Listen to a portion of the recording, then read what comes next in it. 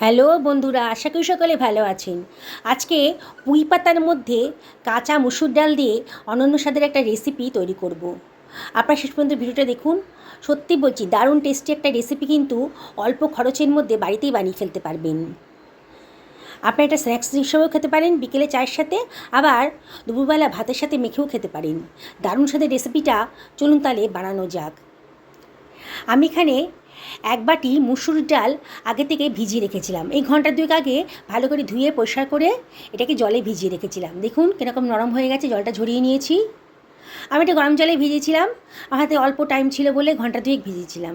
আপনারা যদি রাত্রে ভিজিয়ে রাখেন তাহলে ঠান্ডা জলে ভিজিয়ে রাখতে পারেন। এবার একটা মিক্সার গ্রাইন্ডারের ভেতর জল ঝরিয়ে মুসুর ডালটা দিয়ে দিয়েছি, আর দিয়ে দিলাম দুখানা কাঁচা লঙ্কা। এবার জল ছাড়াই আমি এটাকে গ্রাইন্ড করে নেব। দেখুন কত সুন্দর একটা স্মুথ পেস্ট তৈরি হয়ে গেছে। এবার মিক্সার গ্রাইন্ডার থেকে ডালটাকে আমি একটা পাত্রের ভেতর নিয়ে নিলাম। গ্রাইন্ডারটা ধুয়ে অল্প জল ওর ভেতর দিয়ে দিলাম, আর একখানা পেঁয়াজকে কুচি করে কেটে রেখেছিলাম দিয়ে দিলাম। হাফ টি চামচ মতো লবণও এর ভেতর দিয়ে দিচ্ছি। এবার আমি এর ভেতর দিয়ে দেবো শুকনো লঙ্কার গুঁড়ো। এখানে হাফ টি চামচ মতো লঙ্কার গুঁড়ো দিলাম। লঙ্কাটা অবশ্যই আপনাদের পছন্দের মতো দেবেন। এক চিমটা লবণ দিলাম, আর 1/4 টেবিল চামচ মতন কালো জিরে দিলাম। দারুণ সুন্দর একটা ফ্লেভার আসবে। একটুখানি ধনেপাতা কুচি করে কেটে রেখেছিলাম দিয়ে দিলাম। দিয়ে এবার হাত দিয়ে সব কিছু খুব ভালো করে মাখিয়ে নিচ্ছি। খুব ভালো করে মাখিয়ে নিতে হবে, নুনটা ডালের সাথে খুব ভালো করে মিশে যায়। নুনটা যদি না ভালো করে মেশে এক জায়গায় দালা পাকিয়ে থাকে তাহলে কিন্তু নোনতা নোনতা লাগবে, খেতে ভালো লাগবে না। এক জায়গায় পাঞ্চ পাঞ্চি লাগবে আর এক জায়গায় নোনতা নোনতা লাগবে। তাই খুব ভালো করে এটা হাত দিয়ে মেখে নিলাম। দেখুন সুন্দর করে মাখা হয়ে গেছে। এবার আমি নিয়ে নিয়েছি কতগুলো পুঁই পাতা, একেবারে কচি পুঁই পাতা। ডাঁটাগুলোকে আমি কেটে বাদ দিয়ে রেখেছি, ডাঁটাগুলো ফেলে দেবো না, অন্য কোনো রান্নার কাজে ব্যবহার করে নেব। আর এই পুঁই পাতাটাকে, কচি পুঁই পাতাটাকে ভালো করে ধুয়ে পরিষ্কার করে নিয়েছি। এবার এই পুঁই পাতাটাকে ডালের মিশ্রণের মধ্যে দিয়ে দিলাম। পুঁই পাতাটা একেবারেই কচি ছিল বলে আমি পুঁই পাতার শিরটা, মানে শিরের কাছের অংশটা কিন্তু কেটে বাদ দিলাম না। আপনাদের পুঁই পাতা যদি বড় হয় তাহলে বোটার দিকে শিরের অংশটা কেটে বাদ দিয়ে দেবেন। এবার আমি সব কিছু খুব ভালো করে মাখিয়ে নিচ্ছি। পুঁই পাতা খুব নরম, আর একটুখানি চাপ দিলে পরে কিন্তু বেশ মজে যাবে। দেখুন একটুখানি মাখছি, পুঁই পাতাটা কিন্তু আস্তে আস্তে বেশ মজে যাচ্ছে, নরম হয়ে যাচ্ছে আর কি। দেখুন আমি কত সুন্দর করে এটাকে মেখে নিচ্ছি। বন্ধুরা, একেবারে নতুন ধরনের রেসিপি আজকে তৈরি হতে চলেছে। আপনারা তো পুঁই পাতা নানান রেসিপি খেয়েছেন, আজকে আমার মতন করে এটা বানিয়ে খান। সত্যি বলছি বন্ধুরা, বিকেলে স্ন্যাক্স হিসাবে খেতে পারেন, কিংবা গরম ভাতের সাথে মেখেও খেতে পারেন, ডালের সাথেও খেতে পারেন। দারুণ সুস্বাদু। একবার খেলেই মনে হবে পুঁইশাক আনলে পাতাগুলো দিয়ে এই রেসিপিটা বানিয়ে ফেলি। মাখতে মাখতে পুঁই পাতাটা একেবারেই নরম হয়ে গেছে। এবার এর ভেতর আমি দিয়ে দিচ্ছি 2 টেবিল চামচ মতন কর্নফ্লাওয়ার। এটা বাইন্ডিংসের কাজ করবে আর খুব মুচমুচেও হবে। কতগুলো কাঁচা লঙ্কা কুচি করে রেখেছিলাম দিয়ে দিলাম। এই রেসিপিটা একটু ঝাল ঝাল হলে খেতে ভালো লাগবে, তবে লঙ্কাটা আপনারা অবশ্যই নিজেদের পছন্দ মতো দেবেন। 1/4 টেবিল চামচ মতো হিং এর মধ্যে দিয়ে দিয়েছি। দিয়ে সব কিছু খুব ভালো করে মাখিয়ে নিচ্ছি। হিঙের গন্ধটা খুব ভালো লাগবে এখানে। আবারও খুব ভালো করে মাখিয়ে নিচ্ছি। বন্ধুরা, রেসিপিটি যদি ভালো লাগে তাহলে লাইক শেয়ার কমেন্ট করতে কিন্তু ভুলবেন না।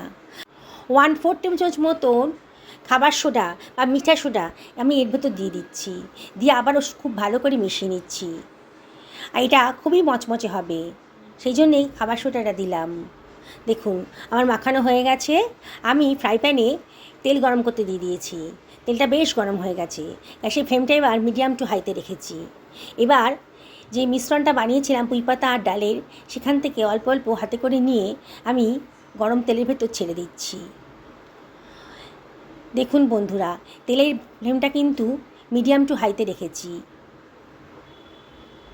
এইভাবে সমস্ত বড়াগুলোকে আমি তেলের ভেতর দিয়ে দেব। একবারে সবগুলো ভাজতে পারবো না, ব্যাচে ব্যাচে ভাজতে হবে।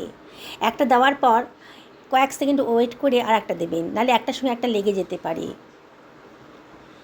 বন্ধুরা, রেসিপিটা হয়তো অনেকে আবার খেয়েছেন, অনেকে খাননি।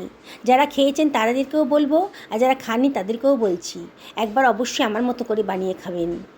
অসাধারণ টেস্টি, এর স্বাদ কিন্তু ভুলতেই পারবেন না। আমি ফ্রাই প্যান থেকে একটু করে চামচে করে তেল নিয়ে বড়ার ওপরগুলোতে দিয়ে দিচ্ছি, তাহলে ভেতরটা খুব সফট হবে, বাইরে ক্রাঞ্চি থাকবে আর ভেতরটা সফট হবে। প্রথমেই নাড়াচাড়া করবেন না, মিনিট দেড়েক বাদে এবার এইগুলোকে একটু নাড়াচাড়া করে ওপর নিচ করে দেবেন, মানে ওপরে পোর্শনটা নিচের দিকে পাঠিয়ে দেবেন। যেসব বন্ধুরা আজকে আমার চ্যানেলে প্রথম দিন, তাদেরকে রিকোয়েস্ট করবো আমার চ্যানেলটা সাবস্ক্রাইব করার জন্যে। পাশে দেখা বেল আইকনটা অবশ্যই ক্লিক করে দেবেন, তাহলে আমার রান্নার নোটিফিকেশানটা আপনারা চটজলদি পেয়ে যাবেন। দেখুন, আমি কিন্তু সমস্ত বড়াগুলোকে ওপর নিচ করে ভালো করে ভেজে নিচ্ছি। খুব ভালো করে ভাজতে হবে, আর ওপর থেকে তেল ছড়িয়ে ছড়িয়ে দেবেন, তাহলে খুব তাড়াতাড়ি ভাজাটাও হয়ে যাবে। ভেতরটা যেন খুব ভালো করে ভাজা হয় সেদিকে খেয়াল রাখতে হবে। দেখুন, সুন্দর একটা কালারও চলে আসছে। যারা ফেসবুক থেকে দেখছেন এই রেসিপিটা, তাদেরকে আমি রিকোয়েস্ট করব আমার পেজটা ফলো করার জন্যে। দেখুন বন্ধুরা, কথা বলতে বলতে কিন্তু আমার বড়াটা অনেকটাই ভাজা হয়ে গেছে। আগে একটু নরম নরম ছিল, এখন বোঝাই যাচ্ছে একটু শক্ত হয়ে গেছে, বেশ মচমচে হয়ে গেছে। এবার আমি গ্যাসের ফ্লেমটা লো করে দিয়েছি। এবার বড়াগুলোকে একটা চামচের সাহায্যে একটা স্ট্রেনারের উপর রেখে দিচ্ছি, তেলটা যত সম্ভব ঝরিয়ে যাবে।